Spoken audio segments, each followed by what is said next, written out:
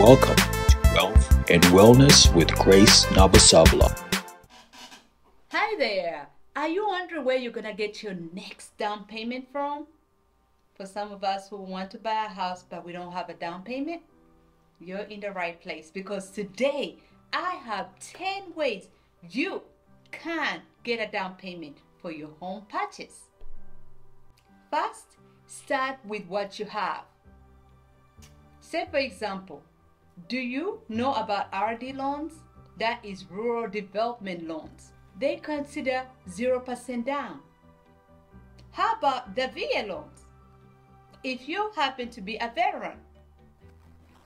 So, for some of you who might not know about these programs who actually accept 0% down, you're in the right place, because today I will mention that if you're a veteran or live in a neighborhood where there are rural development loans and some grants, you can actually purchase your home with 0 down payment.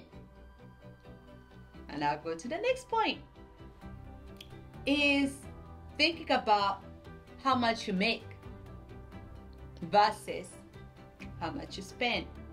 So it comes to making a budget. We all need a budget. We need a business budget. We need a personal budget. We need a family budget. We need budgets to help us manage our expenses. It would be ideal to just go out there, splurge, spend as much as we can, right? However, we have to consider how much we are making, our take-home pay. Because if you just spend, your take-home being less, guess what that makes you? Get in debt. And that's why so many people are actually in debt right now, because of overspending and less income, and they're always in debt. They're running to pay their loans, right? Using credit cards, all these other ways to think that that's going to be the gap. But that's not always the gap. I have a better way. You can actually bridge that gap to increase your income. Say, for example, I don't know your job and how much you make. For me, when I actually started this journey, I was a residential assistant. And then from being a residential assistant at a domestic violence center, I was making really minimum wage. And then the next time I went into being a CNA, right? That's certified nursing assistant. Louisiana, our minimum wage around the time when I was working as a CNA was about $8 to $10. So I was in the $8 to $10 range. It didn't matter how many hours I worked, how many overtime, everything I did, the money never added up. On the other note, after nursing school, what really surprised me was my first paycheck. Do you know that my first paycheck actually doubled how much I made as a CNA? It literally doubled it. And I could not believe it. How just changing professions doubled my income just overnight. And I'll say overnight because it literally doubled my income right the next day.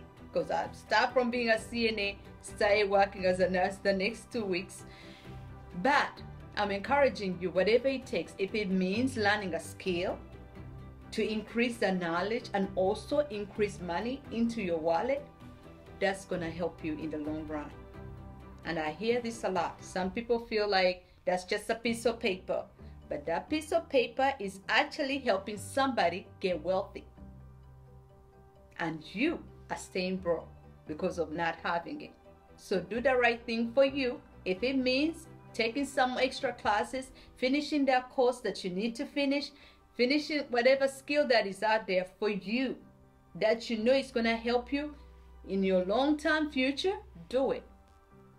Because it's going to help you in the long run. And another thing, how you can increase your income actually, is also asking. Just ask. As females, most times we settle. And I say settle because we feel like we can't ask.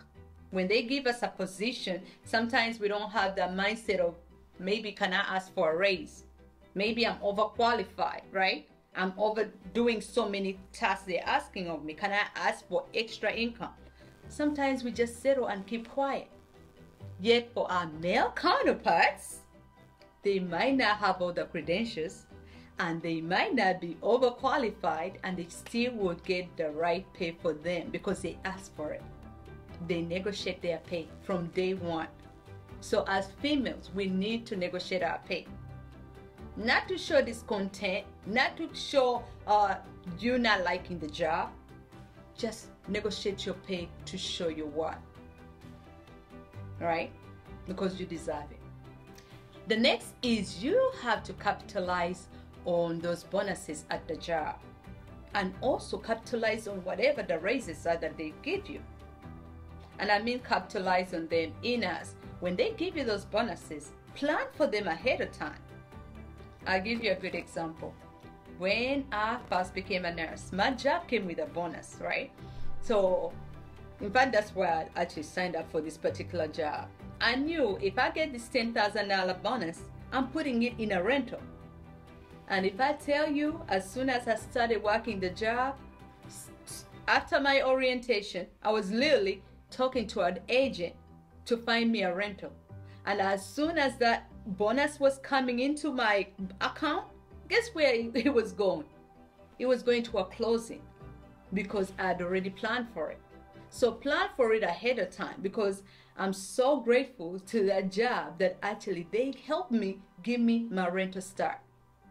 I don't know where I would have got the money from, but that helped me and continued to push me. So capitalize on all those bonuses and whatever raises you get on your job. The next thing is decreasing those expenses. I know we don't want to talk about our expenses, right? Everything is priority. Everything is a necessity. Everything is a need. Not really. Not everything is a need. Some of those are just wants. I tell people all the time that I don't have cable. I haven't had cable for years, for at least 4 years for sure, that I know. And I've survived, okay? I haven't died yet from not having cable. So I know for sure you can too. Cable, and I'm saying cable, it can be whatever it is out there, whatever TV service. You can use another service that's much cheaper, which you don't have to worry about that extra payment every month, because that extra payment can actually go towards your future goals, right? So for me, cable, I had to cut it off and consider Netflix, right? And initially I actually stayed with Hulu because Hulu was much cheaper. But then my kids love Netflix or like Netflix, and that's when I added on Netflix and I had to cancel the Hulu.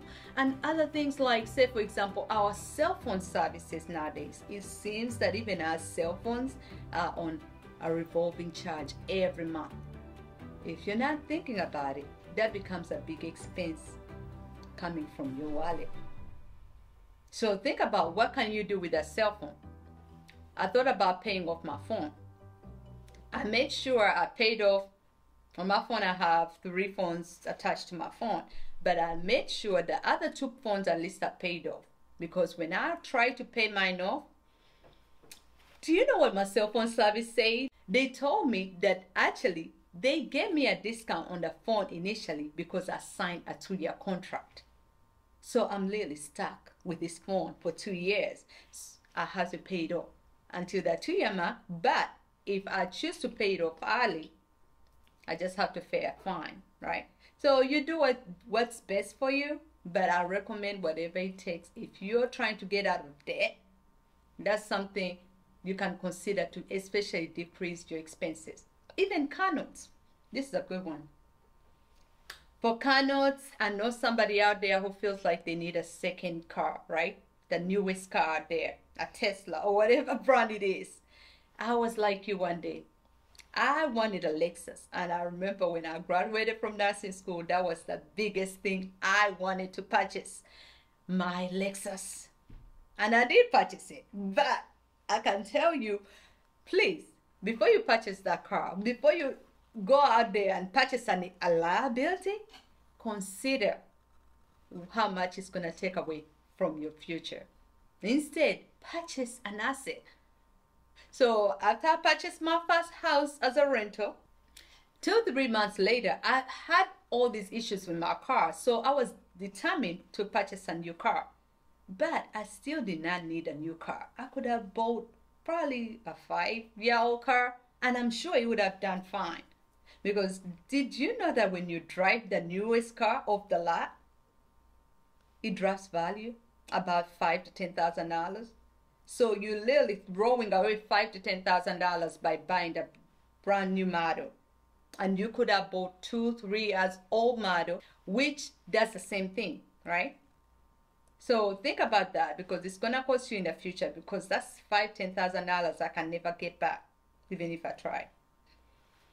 And another thing is, think about buying generic. It's about Christmas season, so I know everybody's out there splurging everything on their kids. And it's okay. However, think about what other toys can you buy that are similar to what they like. It might not be exactly what they want, the models they want, right? Those brand names, those cost money. So think about something similar that they can also enjoy, but that's not going to cost you an arm and a leg, because you're in debt because of overspending on such toys, which those kids will not remember 2 years to come. I know that because my kids do the same thing. You buy them something today, by next Christmas, they don't even know what happened to it. Or they didn't even use it, better yet. So that's why I stopped buying toys, y'all. Don't judge me and my parenting. I stopped buying toys because every year it was the same thing. I was literally buying toys they would never play with or use, and I had to re-gift the same toys to somebody else or just give it to Goodwill. And I'll say, if you don't want the toys, I'm not buying them, because it has to make sense for me to buy them. You have to use them, or at least show me that you're enjoying them, right? Another thing also with generic is the food you buy. Think about, how can you buy generic? Because so many grocery stores nowadays have something generic. You don't always have to buy the brand new everything, like the brand name, right? Those brands come with a price tag. So I always try to find out, is this generic as good as the brand name? And if it is, you don't have to see me with the brand name anymore. I'll go for the generic, right? That's for soap, that's for toilet paper, that's for all these other necessities that we always use, right? Even clothing, those price tag on that Michael Kors is not always the best, especially if you're trying to build yourself up to get to where you need to be. So think about that when you go out there. Before you pick up that brand off of that shelf, think, can I get generic? The next is about saying no. N-O. So I used to be the yes girl, yes Grace, yes this, yes that, yes everything was yes for Grace, right? And I remember 2017, because I was listening to a podcast and it was about Shonda Rhimes. I love Shonda Rhimes, right? So if you don't know Shonda Rhimes, she directs all these TV shows, great shows, right? Listening to her, something came to my mind. I said, Grace, you need to start saying no. Because I had overused the word yes. At that point in my life, I felt like I'd said yes and oversaid it, and I could never say no. It's like everything had been a yes since I could remember. So I said, Grace, this is the time to start saying no. So 2017, I declared the year of no. It was hard. It was very hard. One of the hardest things I had to do, right? But then I had to start learning some ways you can actually tell people no without being rude. No, not right now. No, maybe next time, right? Because most times we have to really just stand by our no. No is a complete sentence. But when you're so used to saying yes and pleasing everybody, you forget that you actually have a right to say no. And then I had to also learn that the more I say yes, I'm saying no to myself, right? I'm telling myself no, but I'm telling everybody yes. And that was a light bulb moment. And I was like, I'm not telling myself no. I'm going to tell everybody no. I'm telling myself yes. Right? So that makes a big difference. And I encourage you to do the same, because that will definitely help you in the very long run. Next is about being around like-minded people. Like-minded people, such as people who have your values, right? People who have the right mindset. People who are going somewhere in life. That's a big thing. We are so stuck on people who don't bring us any value, people who are not doing nothing, right? So you have to ask yourself, do you admire the people you're around? Because if you don't admire them, that should tell you that you need to stay away from them. Because when they say that you're an average of the 5 people you hang around, that means whatever they're doing, whatever they are saying, whatever they are thinking is actually impacting you. So are you proud of the 5 people you're around? You value their perspective, right? You value their values, right?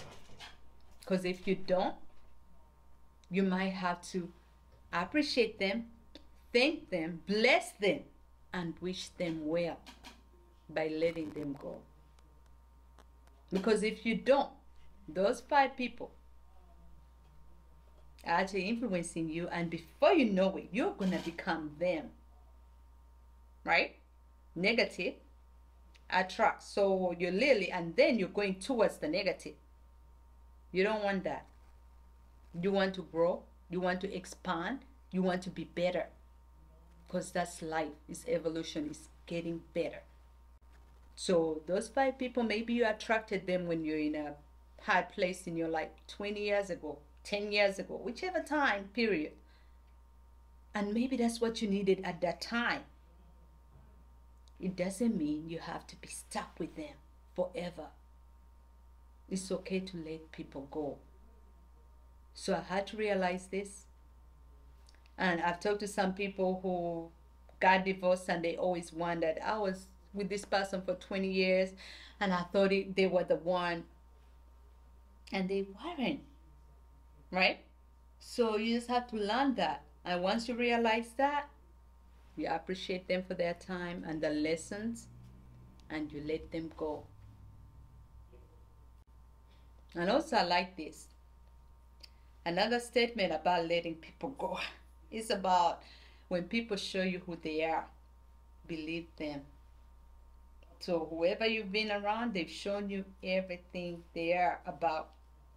Stop making excuses for them. They are who they are demonstrating themselves to be. Believe that. Accept it. You've already acknowledged it, right? So accept it for what it is. Thank them and wish them well. Another point is about having a plan. If you don't plan for your money will always have a plan for somebody else. Right? Because think about, what do you need to start with to have a plan? You need to have a goal. And we're talking about home ownership. If you know, okay, this is the home ownership journey, you already consulted with your agent, and we are starting this journey. You already talked to a lender. The lender told you this is how much money you might need for the down payment. You already need to have a plan of how can you come down with the money. Can you get a gift? Can you start saving up some money? Working a part-time job, right? Because it's sacrifices like that make a big difference. Also, can you think about those other things? If you have to actually consider stop eating out, all the unhealthy habits that you've been doing, and stop them, smoking, drinking, those are sacrifices you have to make. Because that costs us money, not just for our health, that's costing us a lot of money. So think about that when you start this process. Having a plan is a big thing, because those who don't have a plan, actually, their money will always go to those who have a plan. And then when you don't plan for your money, somebody already had a plan for you. That's why sometimes people are already planning and you see all these big buildings and everything is started, and then you always wonder, you're like, oh, it looks different now because people are out there planning. They're planning for your money. And I had this conversation with somebody about prisons. This is off topic, but it's about prisons. It's a good topic, y'all.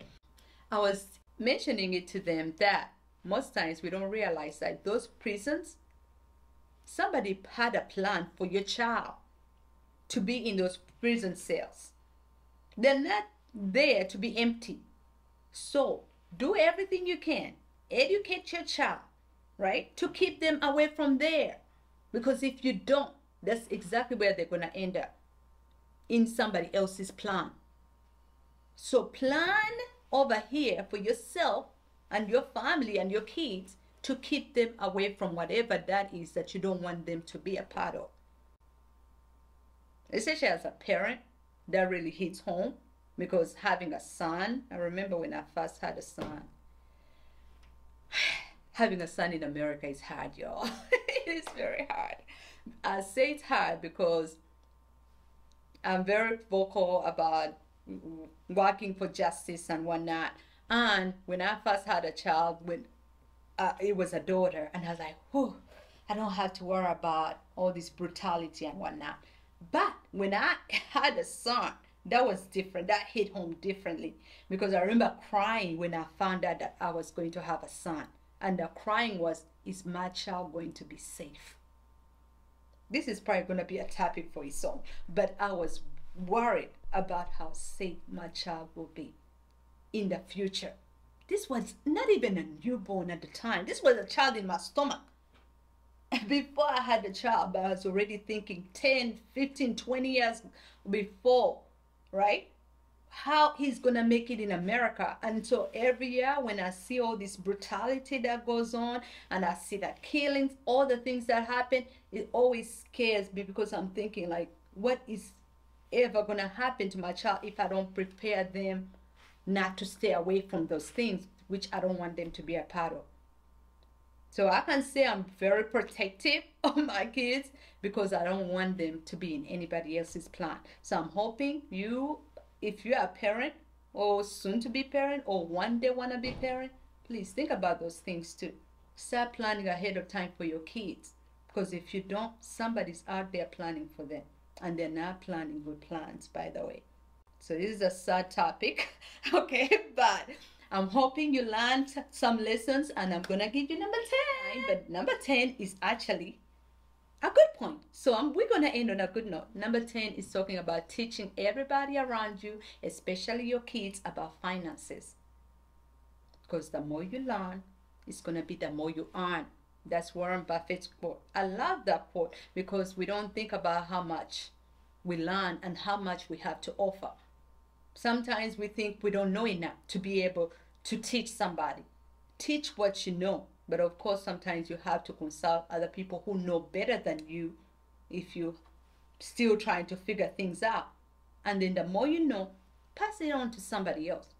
Because then you're building, right? You're building them before they actually grow up. My kids, I say teaching them about finances. 8 years old, 9 years old, 10 years old. They know about credit. They know about rentals. They know about assets versus liabilities. Those are things we discuss in our household. It shouldn't be a taboo in your household. Because I know sometimes parents have this thing of, we don't talk about bills. No, this is a bill and this has to be paid and such, right?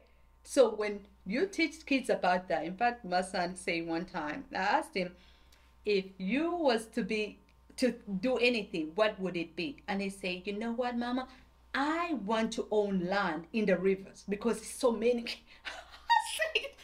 Those are the things we are having in our household, because they are thinking ahead. Because do you know how much the money would be? You can never literally owning an ocean. So many things you can do with the land, because it's all over us, right? So when you get ownership of something like that, and the other day I was talking to my daughter about my tenant. I was like, oh, by the way, Lisha, I have to go to this property and turn it over. The tenant moved out. And the first thing this girl asked, Mom, if you say she moved out, did she give you notice? This is a 14-year-old, okay? Did she give you notice? I say, I was like, is this my child? Because I was like, the adult who actually moved out, broke the lease. That's a long story.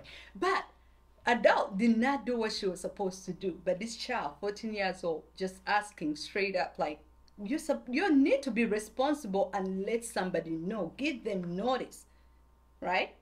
And the other thing she asked was like, did she pay this month's rent? I said, that's my kind of child. Seriously, because we have to think about those things. And then the more you teach them, at least education, financial education, especially when they're young, those are skills they're always going to use in the future. As parents, especially, I'm really digging down on parents because we have a big responsibility. Nobody teaches us parental skills when we start. Most times we fall into it. You don't plan for it, but it just so happens you become a parent, right? Still, your kids should not be probably missing information if you know about such information. If you have a podcast that you listen to that you think might be valuable, bring them along, right? So those are values we definitely have to teach our kids because it's going to help them. And monkey see, monkey do. If they see you mismanaging your finances, they are also going to mismanage theirs.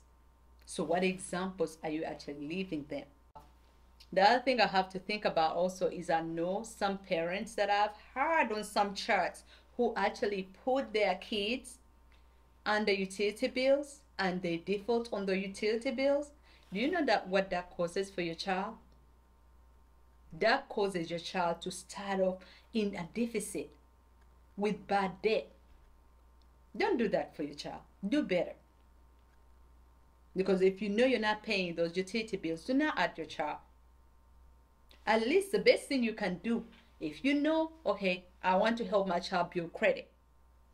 Let me add her on a credit card that I know I'm paying off every month, right? In very good standing. By the time they're 18, you don't even have to worry about how this child is developing credit. They already established credit by the time they're 18. That's the best present you can help with your child with. Because for me and mine, we are planning by that time my child will already have their own, right? So they don't have to worry about what does mama have, what does daddy have. They already stay building their assets. Because if they have credit, all they have is to maintain a full-time job, get themselves some rentals.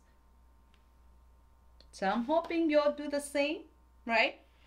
And these have been 10 topics. I know I share so many stories in between, but I'll remind you about some of the topics that I shared in here. Okay, the RD, VA loans, thinking about what income you're bringing, right, versus your expenses. Increasing that income especially, that will help you. Capitalizing on those jobs also. Leveraging your credit. Saying no. Being around like-minded people. Having a plan.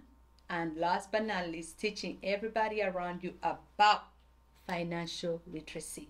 That's a big thing. And until next time, I hope you took something out of this. Stay blessed, like, comment, and please subscribe. Talk to you soon.